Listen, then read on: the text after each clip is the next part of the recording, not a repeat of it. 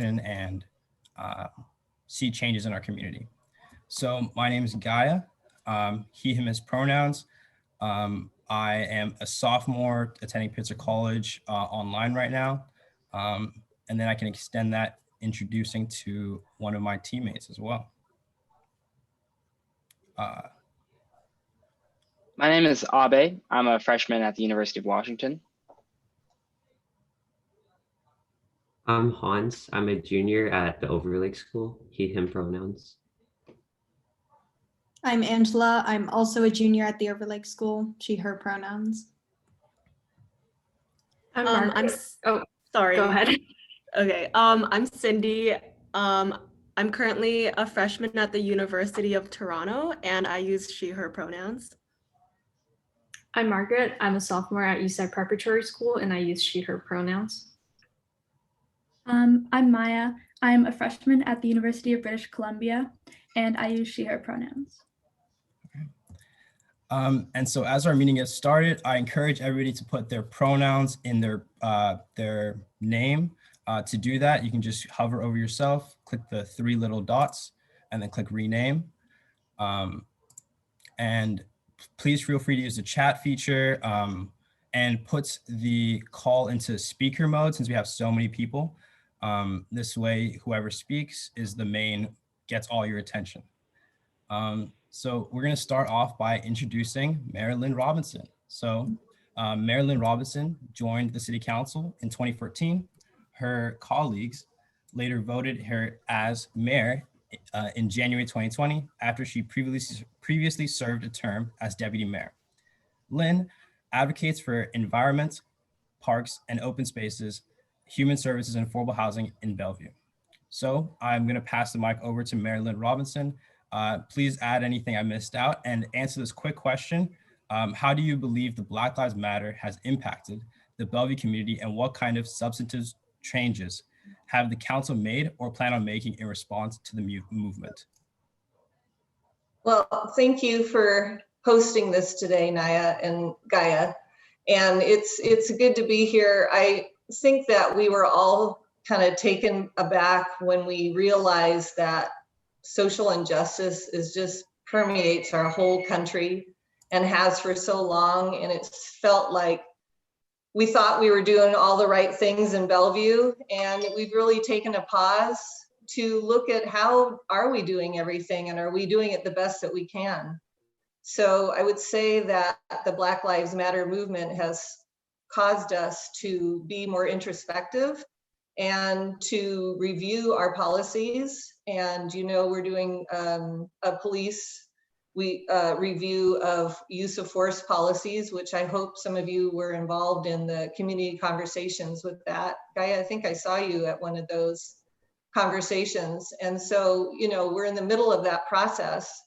But I would say that everybody at the city and everybody I know in Bellevue has a heightened awareness of the need to reevaluate what we thought was fine, and to make sure that everything that we're doing at the city and just as individuals, it makes it a level playing field for everybody in our city. You know, it has to be fair. It's just it's that simple. But getting there is not a simple process, and making sure that we're there is not a simple process. But we are willing to go through what we need to do to achieve that.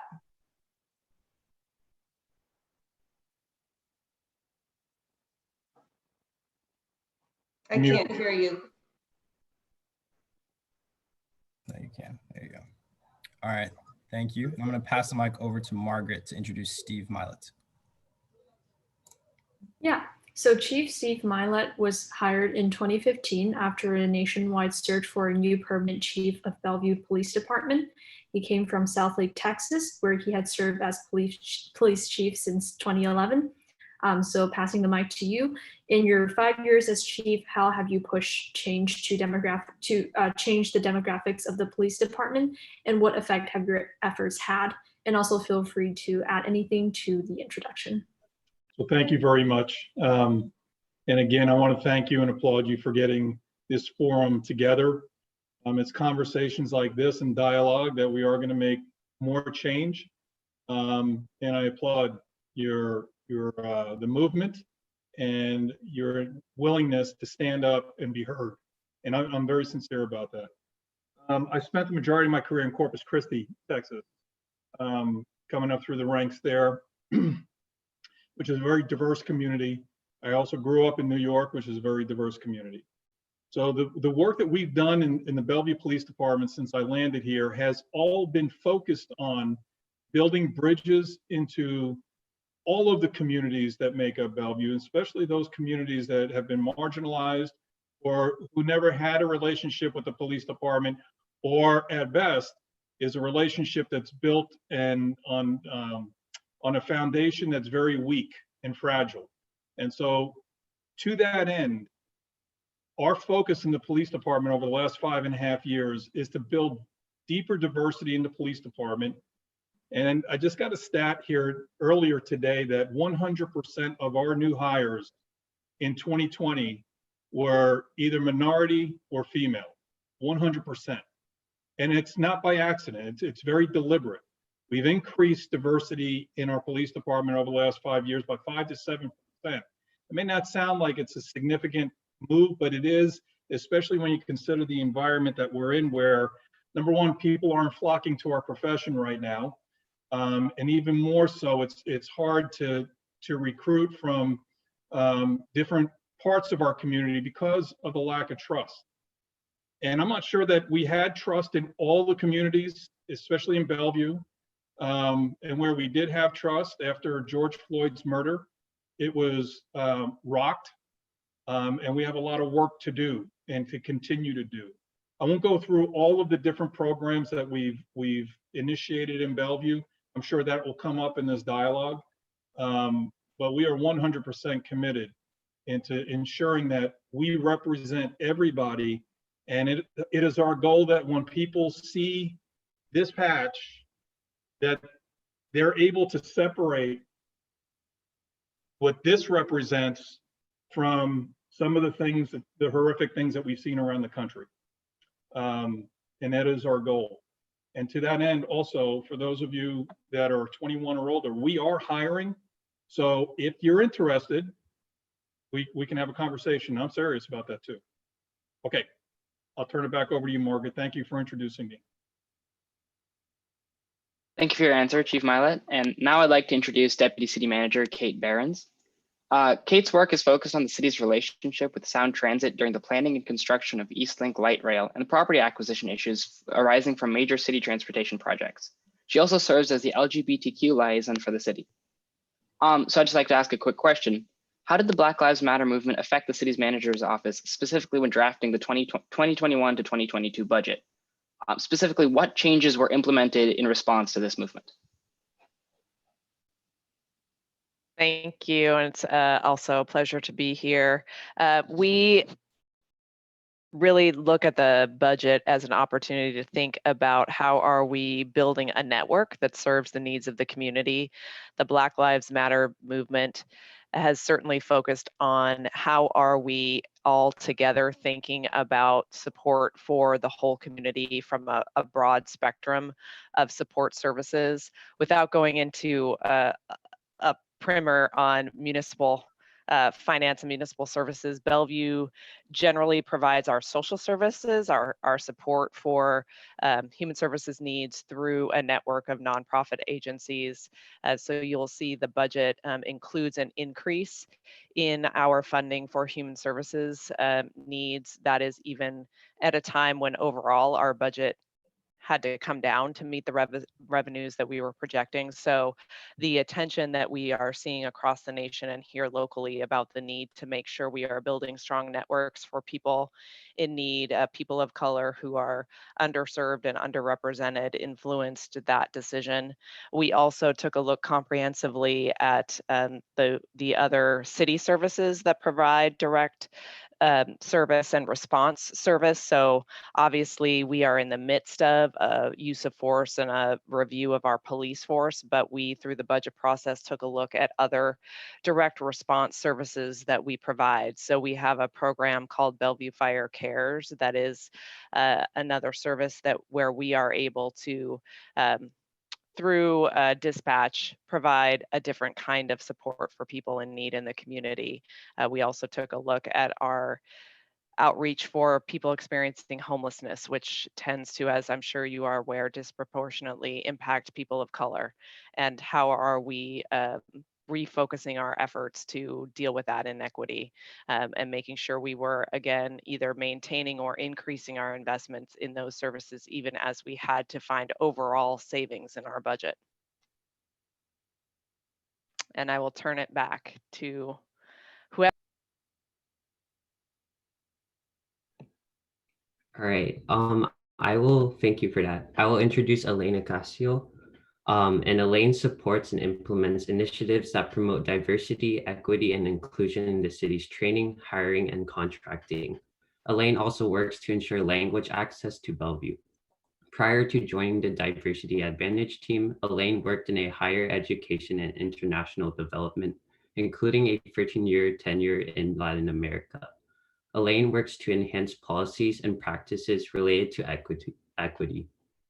She also has trained staff to be more culturally aware. So one question that came up for me is, given that you have helped lead these like cultural competency trainings, could you explain a little bit about like what they look like, who receives them, how often are they, and are they required? So I'll go ahead and take that. Elaine unfortunately couldn't join us today, but I'm the Diversity Advantage rep today here. My name is Juliana. I use she, her pronouns. And that's a really great question. You know, in 2014, when the council approved the Diversity Advantage initiative, which you can find on our website, it included a robust amount of recommendations to make sure that our staff internally at the city were culturally competent, especially you know, when dealing with community or those who were outward facing, but also internal facing. And so these trainings happen on a regular basis, and it is required for all employees to have cultural competence training, as well as implicit bias training, equity and contracting, and ableism and allyship training from one of my colleagues as well. And just to clarify, who receives the training? Is it like all city staff members, or yeah? It's all city staff members, correct. Okay, cool. Thank you. And I can pass it on to Cindy. All right. Hi, Ariana. So I just had another question for you. So since you're involved in outreach for cultural competence in the Bellevue community, we were wondering what plans your department has to reach out to the Bellevue School District and to implement further equity initiatives there. Thank you, Cindy. That's also a great question. With regards to our partnerships with BSD, we do actually already have some close partnerships with our Parks and Community Services, who has wraparound services at each of the schools in Bellevue, and so we partner that way. But we also partner with the Equity Department and BSD and support various programs, including Boom and Shout. And I think that there's many more opportunities that we can definitely partner on to make sure that our school districts are aligned with the city initiatives as well. Okay, thank you. So we're gonna kind of tie back. So this question is more directed to the mayor and the deputy city manager. So in the budget talks a little bit about a cultural liaison program and equity training and homelessness, and funds being directed to those three specific programs. Specifically $2 million biannually or $1 million annually. So this is for the 2021 and 2022 budget. And so I was wondering, like, how did that number come about? What are these programs kind of going to look like? And is $2 million really enough to support like a 24-hour homeless shelter and set up this cultural liaison program? Kate, I'm going to let you start with that, and then I'll talk a little bit about homelessness and affordable housing when you're done. Sure. There are many pieces of the budget. So again, with respect to our support for homelessness in particular, I can get back to you on a more complete number of all of the components of the budget that would feed into our support for either homeless facilities. So we currently house a men's shelter, for example, in a city building, Lincoln Center. It's across 405 from City Hall. There are costs reflected in the budget in other places that speak to our support of that facility. We, through our human services budget that I spoke of a little bit at the beginning, support the operators of various shelters, including congregations for the homeless who support single men in the Eastside community, the Catholic Community Services and the Sophia Way, who are serving in a shelter in Kirkland, homeless families and single women, and then Friends of Youth that are located in a shelter in Redmond that support teens and young adults. So that is found in our human services budget. We also have in our budget, internally, we have an employee whose job it is to sort of be that liaison between those external providers, people experiencing homelessness, and particularly the unhoused in our community, and actually the police department as well. So that's a position. That budget is in the city manager's budget, and she plays a role of really being out there on the street, trying to connect people up to our service providers, helping as a resource to our police department, and really working more intensively with people who are unhoused and trying to link them up to services. So that's sort of spread across. We also, through our capital budget, have dollars that are earmarked to build a permanent shelter for single men. That effort is underway on a piece of property in Eastgate. So we channel capital dollars through another vehicle. So there's a bigger number out there about homelessness that we can get back to you on. I'm going to ask Yuriana, I think, to speak a little bit about the cultural liaison program and what that would do. But generally, when we come up with a budget figure for a program like that, we really are trying to look at what's the staff support that's needed, and then and that becomes a fully loaded cost. There's training, there's a number of things associated with staff, and then we think about what is the outcome we're searching for that program, and will it need some additional dollars, professional service dollars? Will it need dollars to put on programs like this? So that's how we build out a budget like that. I'm going to ask Yuriana to speak a little bit to the outcomes we're hoping for there. Yeah, thank you. And the cultural liaison program is actually something that is very exciting. It's a new program that we are looking to implement within the city. And this year, within the budget, it was prioritized to make sure that we are doing culturally competent outreach and communications.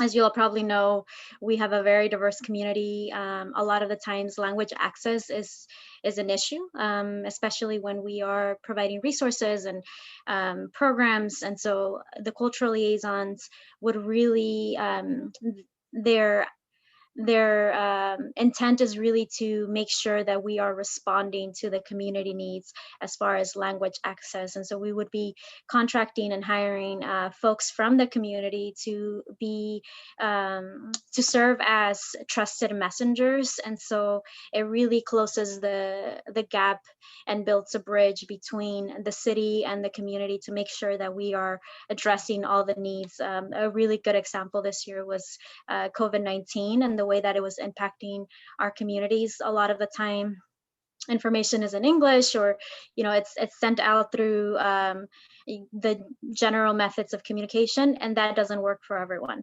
So a program like the cultural liaisons would really focus on making sure that we are increasing access to the community. If I may speak to the affordable housing part of this, it's one thing to take the people who are homeless and try to get them back on their feet, try to get them the services that they need and the support that they need, that they can become independent again. But really, for me, it's even more about preventing homelessness. And so it's very easy to be homeless in Bellevue right now. Only 80% of the housing available in Bellevue is affordable to a family of 4 earning $80,000 a year or less. Only 10% of our available housing.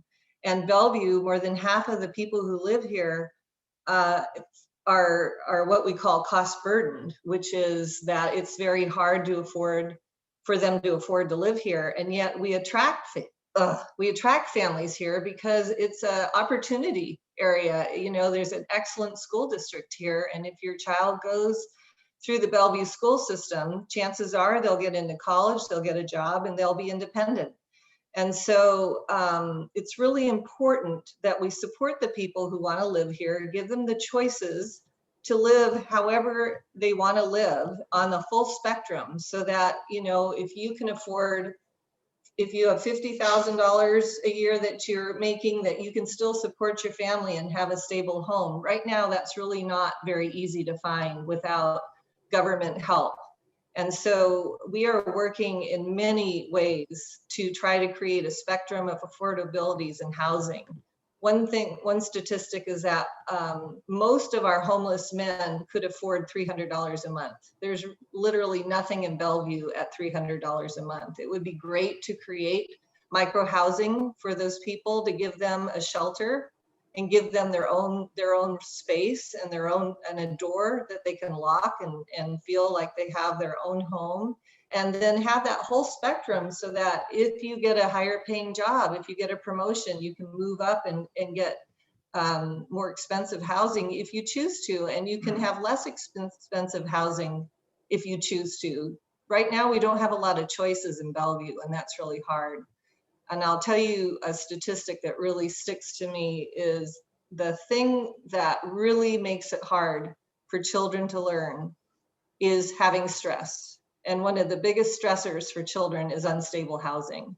And the children in our Bellevue school district who score the lowest on our achieving the milestones, academic milestones, are the children with unstable housing.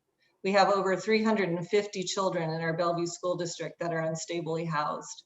So how are they supposed to learn and get that education and be able to succeed however they choose to? How are they going to get choices in life if they can't have stable housing? So that's something that the city is working very hard with. And you may have read that we just enacted a 1% sales tax, so that we can collect money to create more affordable housing. We can bond against the money that we collect. And we finally have a real opportunity to create the affordable housing we've been talking about for the last 3 years. Thank you, Kate, Yuriana, and Lynn for your responses. So regarding the current homelessness issue in Bellevue, so Stephanie Martinez was added as the new homelessness coordinator last year. And we were wondering what kind of impact has she had, and can there be more done to address the growing homelessness issue?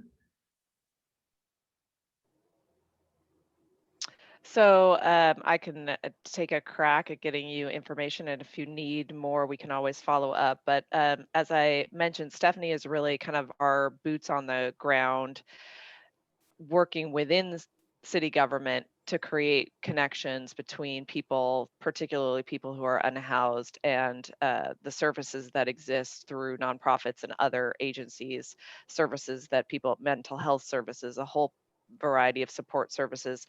A really big part of having her on staff, what that has allowed us to be able to do is build a relationship with people.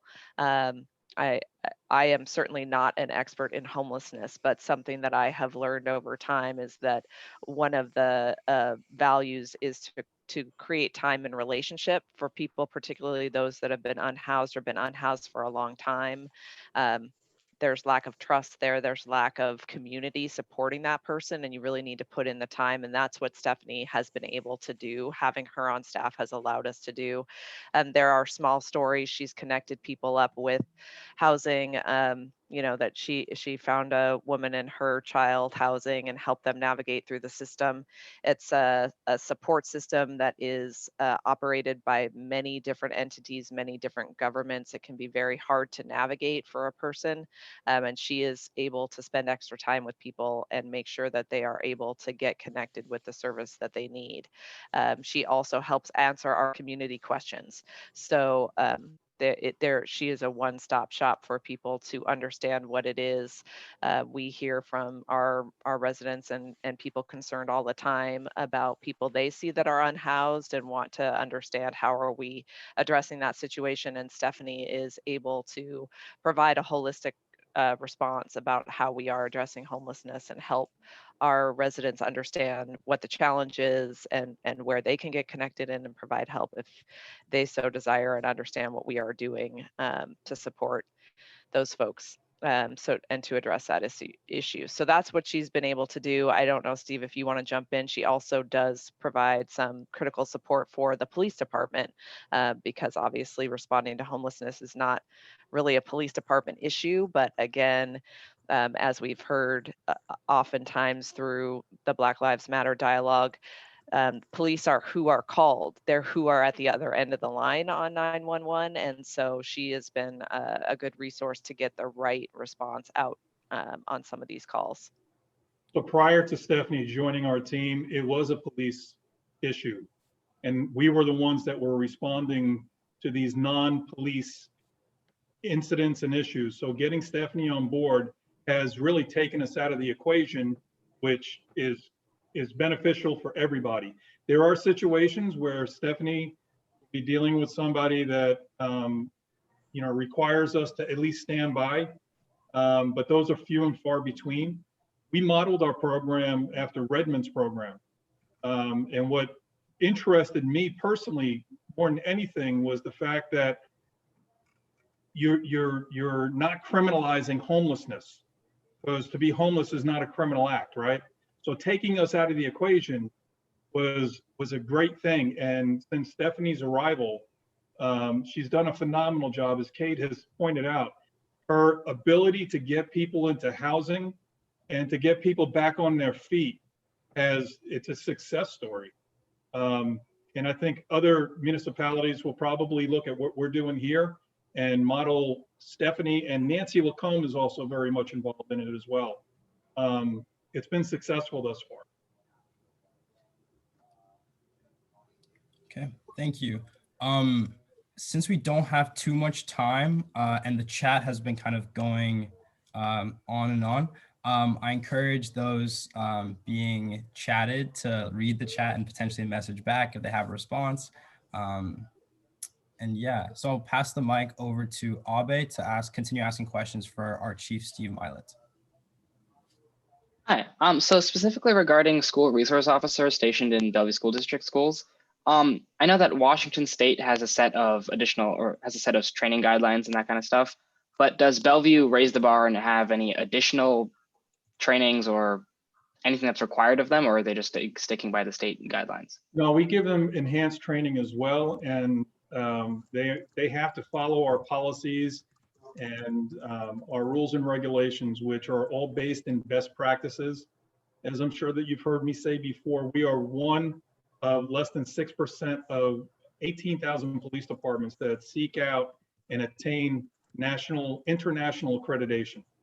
And that forces us to move our standards beyond what is acceptable or minimal to those that are, again, based on best practices. And then for us, that's not good enough. We get the accreditation, but then we want to go for the flagship, which requires us to meet even higher standards among the 6% of police agencies that are accredited through the Commission on Accreditation for Law Enforcement Agencies.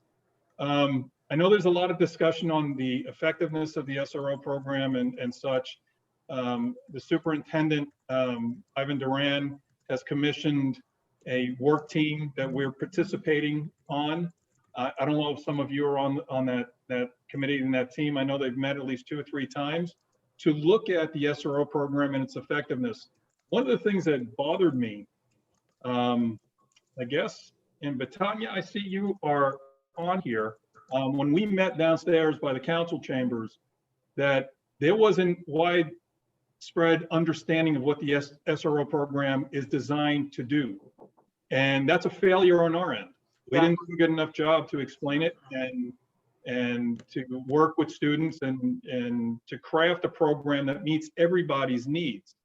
So I'm excited about what's going to come out of this committee that the superintendent has put together. And, you know, unfortunately, right, you all are in school, so the SROs, this is actually a great time to be examining the program while school is in the situation that's currently in. So kind of piggybacking on that, I was in one of the dialogues regarding the use of force policy. And in that conversation, the conversation purely stuck around reform. And in the chat, it sounds like that's kind of the same thing that's happening with this SRO committee. When in reality, a lot of students are asking for complete abolishment of the program, specifically around SROs. And so I wanted to hear your comments about like the interaction between the students and the SROs, and your reaction to sort of a lot of students asking for there to be no more SROs in the Bellevue School District. Yeah, and I respect everybody's, you know, views of this, and you all are living with it because you're in the schools. My hope is that we're going to be able to find some middle ground. I don't want to see the program go away. I don't. You know, the whole purpose behind the program, the initial purpose, was in response to some really tragic and terrible things that happen around the country. Those threats are still out there. You know, the student safety is, you know, top priority for me. Are there improvements that can be made? Yes. When I heard that the vast majority of students of color, specifically Black students, felt targeted by the SROs, when I first heard that, that's the first time I had heard that complaint. I hadn't heard anything up until that point. So that obviously got my attention, and I want to dig deeper and find out where the failure is in the program. Is it the people we're selecting? Is it the way in which we're approaching things? I want to continue to have that dialogue and see if we can't make some modifications to the program so we're meeting everybody's needs. But Gaia, in the end, we are guests on the school property. We work very closely with the school district, and we will continue to do so. And I know that we want to continue to hear from the students, obviously, and again, try to design this program so it's meeting everybody's needs. But I really would hate, personally, I would really hate to just throw the program out, because there's so many other things other than providing safety for the school. There's a lot of things the SROs do that, you know, people don't know. They take money out of their own pocket and help students. They're able to work with families when there's some dysfunctional situation in the household. And it's not that the student is coming to the police officer that is assigned to the campus. They're coming to the SRO because they know the SRO, because they've gotten to know them over a period of time, and trust is built. But I understand that there's work to be done with this program.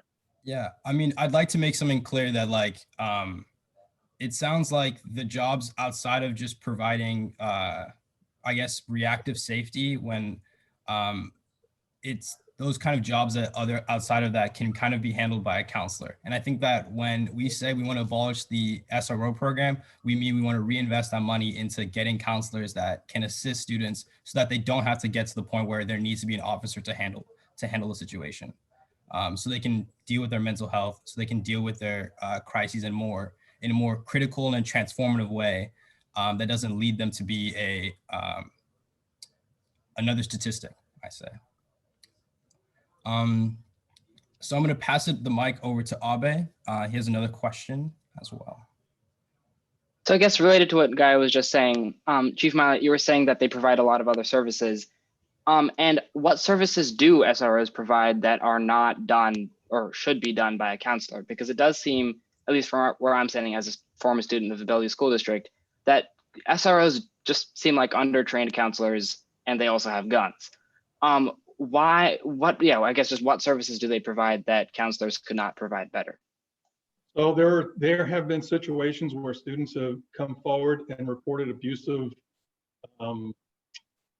situations in the household. The counselor can help to a certain point, but the police are the one that need to go in there and help that student find a way out of that very abusive situation. And obviously I can't get into any specifics because of privacy issues and everything else, but there have been students that have been sexually abused, physically abused, emotionally abused inside the home. And it's through that relationship with the SRO that we've been able to remove them from the very volatile situation. There's the whole issue with, right now, there's a breakdown of trust between the police and communities across the country, and certainly even here in Bellevue. Even, with students as a group by themselves, and having that ambassador in the school to be able to build those relationships with the student. Our hope is that we're going to break down barriers that, of communication, and that we're going to be able to see each other and meet each other where we are. And so we are able to, again, effectively work towards a common goal, which is, ensuring that everybody feels safe and secure in our city, and they don't view what I'm wearing right now in any sort of adversarial enemy situation. And I get a sense right now that there are pockets within Bellevue that's the situation. And we're doing everything in our best to establish those relationships. And then there's been students that are hungry and they don't have the ability to, buy food. The families are in dire situations. And you all know Craig Hanaumi. I believe many of you do.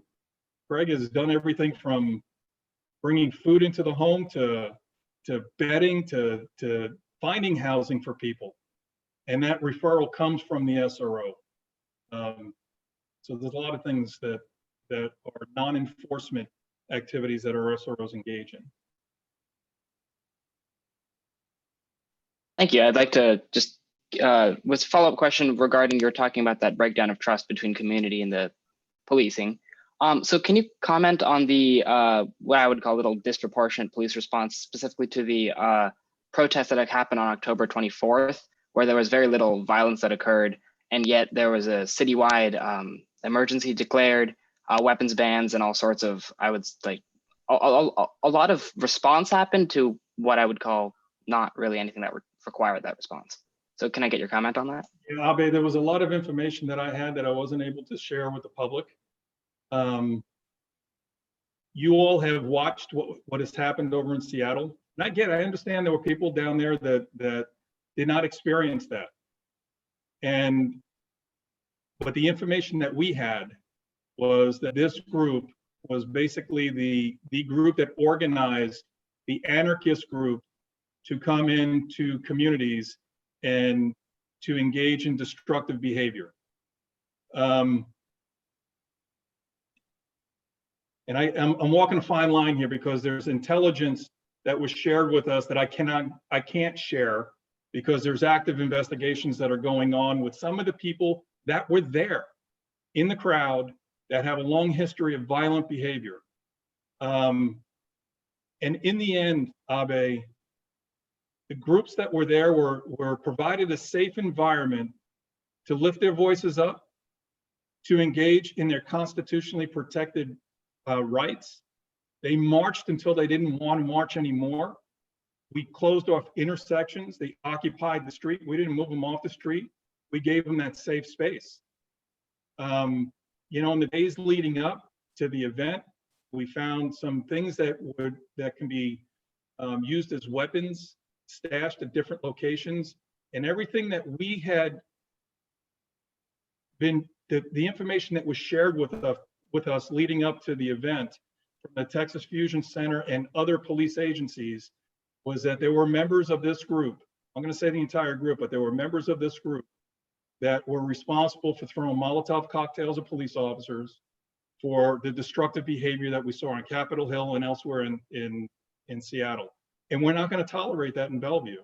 And I don't apologize for that. Nobody was arrested except for one person who was driving while license suspended. And again, it was a safe environment. So just to clarify a bit more, you just mentioned that only one individual was arrested. And do you think that the situation became peaceful because of the police presence, or because to me, coming to this event, or me knowing about this event, and hearing about it, I knew that I thought it was going to be a peaceful protest, and I didn't think that it was going to be large amounts of police response. And so I wanted to kind of understand. Guy, I don't know. So I mean, how can I, make a conclusion based on something that didn't happen, right? And that's the challenge for policing. I can tell you that there were members in that crowd that were very much in the middle of everything in Seattle. And we didn't have the same results that Seattle has had. So is it because we were prepared? I think that probably contributed to it. I will share one thing with you, that one of the individuals that was known to develop the improvised explosive devices, he was there. He was there. And not everybody there was there for the right reason. And again, I understand from people who are on the ground there. I was out there. I was watching the entire thing, and I was monitoring everything. I was monitoring the officers that were in the field and how we were interacting with people. As the expletives are being thrown at the police and everything, our officers and the mutual aid officers that we had respond, they were professional. And again, they let people engage in their constitutionally protected rights. And nobody got hurt. Not citizens, not protesters, not police officers. No businesses were damaged. So I look at the results, and I don't know where it wasn't successful, I guess. If we measure success by everybody going home safe, nobody injured, and everybody being able to do what they wanted to do within the confines of the law, the restrictions of the law, lift their voices up, and they marched until they didn't want to march anymore. So, and Gaia, we've had a lot of protests in Bellevue for many, many, many years, but certainly since George Floyd's homicide. And we didn't have to have that level of response because the intel that we got was that this was going to be a peaceful protest. The Eastside for Black Lives, I think, is the group march. We've had other Black Lives Matter movements. We've had protests. We've had rallies. We've had a lot. And we are going to provide a presence to ensure people's safety, because you never know who's also going to show up to try to attack and incite and engage in violent behavior. But our presence has always been off to the sides. With this particular group, the intelligence that we had was much different than every other group that has marched in Bellevue. Okay. So I think we're kind of nearing to the end of our conversation. So I'm going to open the dialogue open to those that are in the group that haven't spoken. So if you would like to speak, ask a question, please feel free to unmute and ask a question.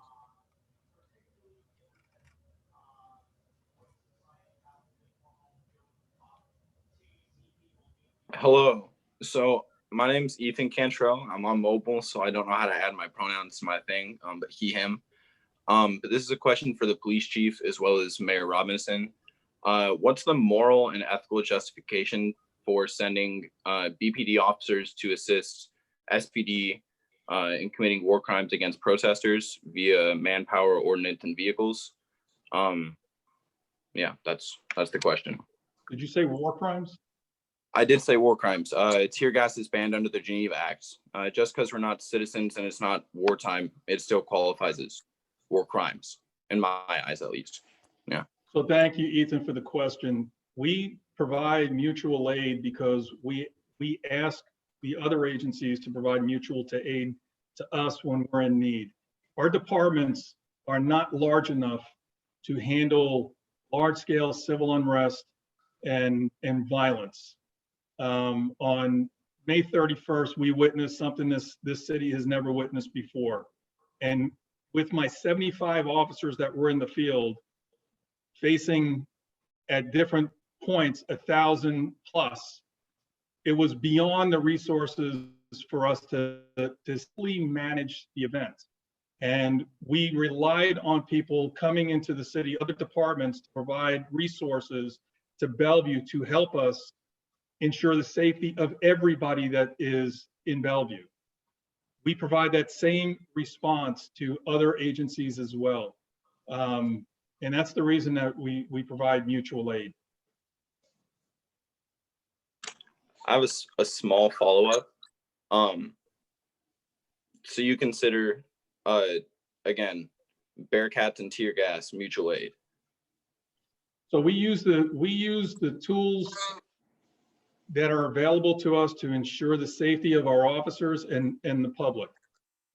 And so. Are demonstrators the public? Well, it depends, right? So again, in the history of Bellevue, we've only used tear gas one time, 1953 or 56, one time, and that was on May 31st. And the reason is because there was widespread violence and there was destruction. And the Bearcat is a regional asset for us to be able to use to safely move our employees into a position to deal with whatever threat they're being dealt with. And again, I'm sure you saw the video footage in Seattle. You had improvised explosive devices being hurled at police officers. You had, other weaponry that was being hurled at police officers, and they have a right to defend themselves.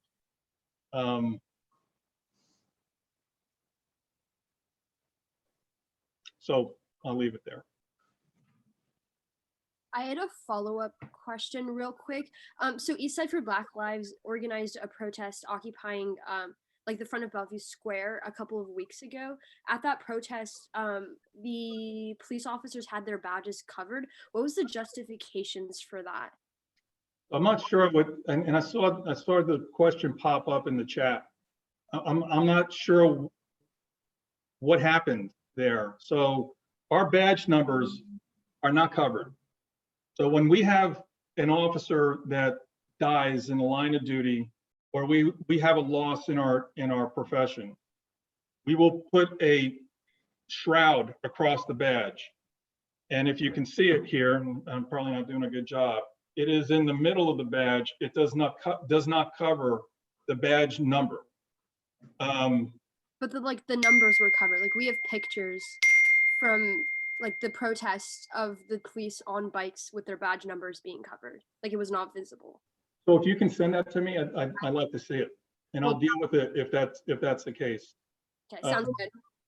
Yeah, that we do not cover our badge number, and any person that asks a police officer their name and their badge number, our officers are compelled to give that information, and there's no reason for them not to give that information. So, Batanya, if you can, please send that to me. Yeah, can you drop your email somewhere? You can private message me. Okay. Hi, my name is Sophie. My pronouns are she, her. Sorry, I couldn't put them on my name on the Zoom call. I have a question. I'm a student within the Bellevue School District, and so my question is for the council, specifically the police chief. What is the city of Bellevue's justification for prioritizing funding threatening police violence or police presence, in schools instead of diverting funds to increase access to qualified counselors and social workers? Sophie, can you repeat that for me, please? I'm sorry, I was typing my email address at the time.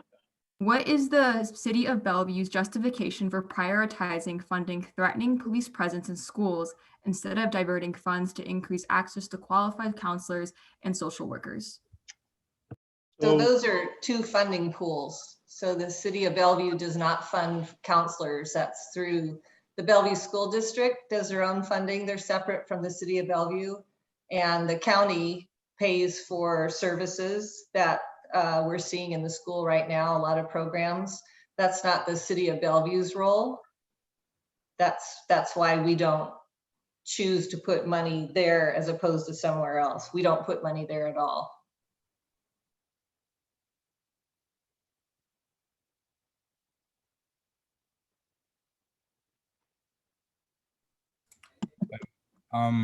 Oh, sorry, Sally, go ahead.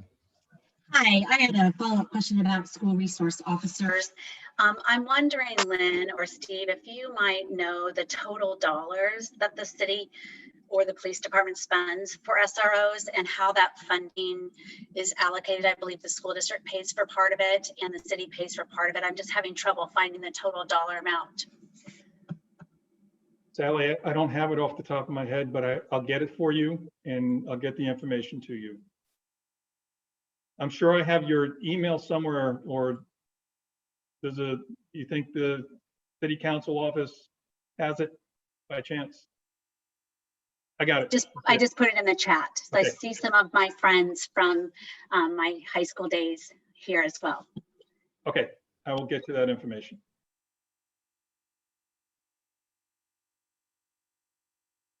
Okay, so I'm going to read off a question from James Archer. So do you fundamentally believe that there must be substantial change? What does that look like to you? Do you agree with Black Lives Matter, and where do you disagree?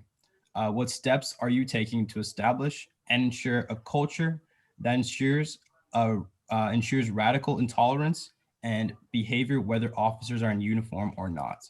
And so I think the first half can be answered by Lynn Robinson, and then the second half can be answered by Steve.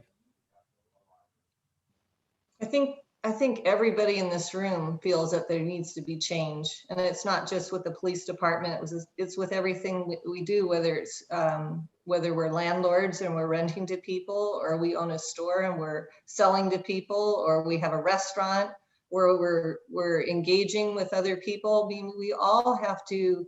Maybe, I don't know, maybe you don't, but I would say my generation, all the people that I know really need to step back and re-examine what we thought was the norm, because frankly, I don't think it's been working. And it's been working a lot less than I even thought it was. So in my role as a council member and currently as mayor, I think it's really important that the people at the decision-making table reflect the community. And so I've been going through a lot of efforts trying to get people your age involved in leadership classes and leadership opportunities.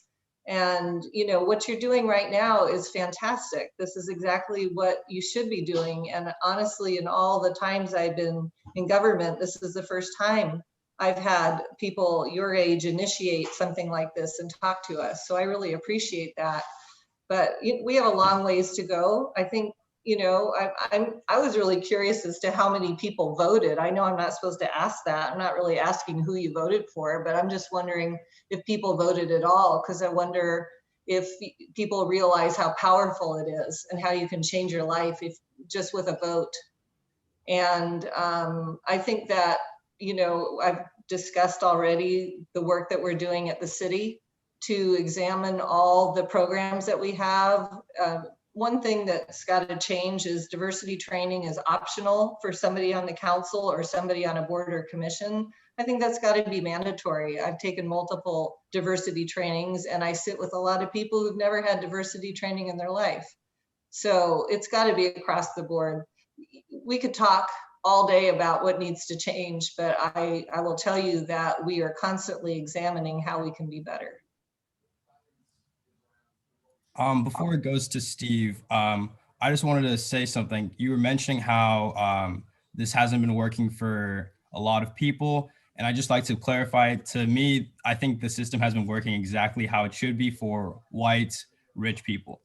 But it has not been working for people of color. It has not been working for the lower class. And so like, I want to hear more kind of that things that you guys are working on, because I know this conversation hasn't been started. This is not a recent conversation. This has been happening for the last 6 months, right? And so I want to hear like if there's anything specific that or tangible that's like reflected in the budget, that's a conversation has been actually going on besides just like mandatory training, something that more specific that will actually help the community that you guys serve. Well, we're still waiting to hear from the consultant on those recommendations. I've already told you, well, it's kind of bizarre to me to talk to you about this because I got on the council because it wasn't working for me either. You know, I was very motivated to get on the council because I didn't feel that I was represented on the council. And I thought things were happening were very unfair. And it was just a group of kind of people that I didn't think represented me very well.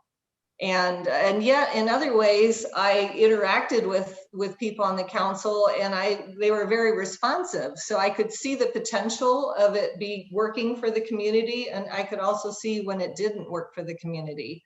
So, you know, I've probably, when I was elected, is the first time they ever had more than 2 women on the Bellevue City Council at the same time. That was a huge deal. When I was elected, they didn't believe in affordable housing. And one of the council members used to say, if people can't afford to live here, they shouldn't be here. When I was elected, people didn't feel that they should make it easy for people to succeed. And my whole premise for running for election was because I believe that everybody should have an equitable opportunity for success in our community. And so today you see that every neighborhood has parks and green spaces. Every neighborhood has good public safety. Every neighborhood has good clean water and good clean air and a good school. So there's a lot we need to change. I totally agree with you, but we're starting from something pretty good because most cities have crummy neighborhoods and great neighborhoods. And it's divided by your ability to pay. And that's really not true in Bellevue. And we have so much more affordable housing and programs that support people who find it hard to be here than you know. But we need to do better. And I think that making more affordable housing and making it easier for people to live here who want to live here, making it easier for people who work here to live here in their neighborhood would be great. And having more diversity at the decision-making table would be great. And getting more people voting for the things they care about would be great. So. And I'll tell you a stat, I just saw something flash up. Only 10% of the people who work in downtown Bellevue live in Bellevue. I want to move that needle. I'd love to see the 50% at least of the people who work in downtown Bellevue living in Bellevue, and make it more possible for the baristas and the retail people and our teachers and our firefighters and our police officers and students returning from college with their first job to be able to afford to live in our city. So I've heard from a few of the people here that when they first came into the government or during their tenure in the government, that they were surprised when they found out that the system wasn't working for a lot of people. But the issue is that a lot of people of color are not surprised because they're living that reality. And so I just want to ask, can I get a comment on why is there that disconnect between the citizens of color and the government, and what are the steps being taken to address that issue? Well, I don't know why there's that disconnect. I mean, we have people of color on our council. So I would hope that people of color, I mean, just because you're a person of color doesn't mean that you understand everybody who's a person of color. Everybody's different. Everybody has unique interests and concerns. But I think that you're more likely to understand the challenges of living in your city if you've experienced them yourself. And so that representation is really important at the decision-making table. All right, I'm gonna open it up again for some last minute questions. We are at our 6 p.m. mark.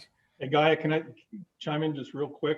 Because you mentioned something that I thought was spot on. That it's a systems issue, right? And the system has been developing, at least in Bellevue, since 1950, whatever. And it has developed over a period of time. And systems produce results. So what I'm hearing you say is that we need to look at the systems if we want to get a different result. And again, I applaud you and this group for doing that. And also let me say this, because I think you'd asked the question, or the question was asked about supporting Black Lives Matter movement. 100% behind the Black Lives Matter movement. I encourage people to raise their voices. I encourage people to demonstrate and continue to bring attention to the issues that should have been addressed many, many years ago. But violence only begets violence. And my hope is that we're going to be able to continue to raise our voices. And I'm not saying quietly, loudly and aggressively and lift them up without the destruction that we've seen elsewhere. Because when violence is the center of the conversation, then the message gets lost. And I don't want to see the message gets lost, because we got to fix this once and for all.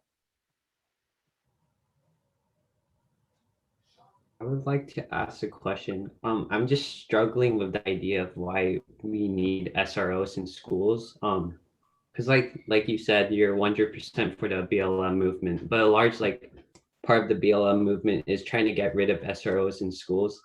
And personally, I don't see the reasons why we need to keep a police officer at a school when a mental health professional could do so much more for the kid. So yeah, could you, I guess, speak a little bit about why we feel that it's more necessary to have police officers in school rather than have that money go towards more mental health? So Hans, I think it could be both. I think maybe it's creating the funding to get the mental health professional presence in the school increase, but that's not for me to decide. That's for the school district. That's a school district decision. But you got to remember why the SRO program came about to begin with. And it was Dylan Klebold in Littleton, Colorado, at Columbine, that prompted, and I was in Corpus Christi at the time, and I was one of the first officers working at King High School. It was an off-duty job for us. So after I get off work, the school district would hire police officers to come in there, and we took guns off people. It was a very, very dangerous time period. And we've seen it come back up, even as close as Marysville. And we can't lose sight that that threat is still out there. Maybe there's a different way of handling it. And once we come up with that different way, maybe, again, the core reason for the SRO to be on school is for the safety of the student. And maybe if we're able to address that, maybe there's no need for the SRO. Again, Hans, I would hate to throw the program out. Maybe there's modifications that we can make. And listening to all of you and the rest of your fellow students, maybe we can find that middle ground. At a minimum, we got to do a better job at explaining why we're there and what our role is and what our role is not. So for the students, and Batanya, you brought this up when we met last time, SROs enforcing school rules. That is not our job. That is not our job. We shouldn't be enforcing school rules. And if that is happening, was happening, it's not going to happen anymore. And I've made that clear to the superintendent, and he's in agreement with me. So maybe that's something that's morphed over time, but that is not our job. Our job is not, if you're, cutting class and you're hanging out in the gym, our job is not to escort you down to the principal's office. Not our job. You should be in class. You shouldn't be cutting school, but that's not a police role.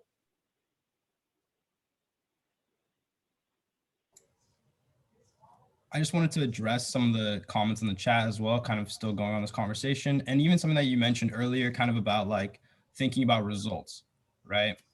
You said that the SRO program was crafted in response to what happened in Columbine, the unfortunate event that happened there. But there are the results. There's data, there's evidence that SROs do not prevent school shootings. There's data and evidence that mental health counselors do. And so if we are talking about a results mindset, doesn't it make more sense to invest more in SROs or in? You want to increase the SRO program? All right, Gaio, you said it. I know, I understand what you're saying. So how can you measure what we prevent that we'll never know that we prevented it? So how will we ever know that if somebody is driving up to the school to do something and they see the police car out front or they see the SRO and they decide, no, I'm not going to take that on? I can tell you that there have been threats in Bellevue schools where the SRO has been alerted to it, and we have gone to the home of the student and we've taken weapons, and the student did post things that they were going to shoot up the school and such. Again, I would hate to see the program go away, but it is not my decision ultimately. But I think that there are modifications that we can make to it. And I'm very concerned that there are students, specifically students of color, that feel threatened by the SRO on campus. That should not be happening. And I want to dig deeper into it and find out what the cause is of that and see if there's not something that we can't fix.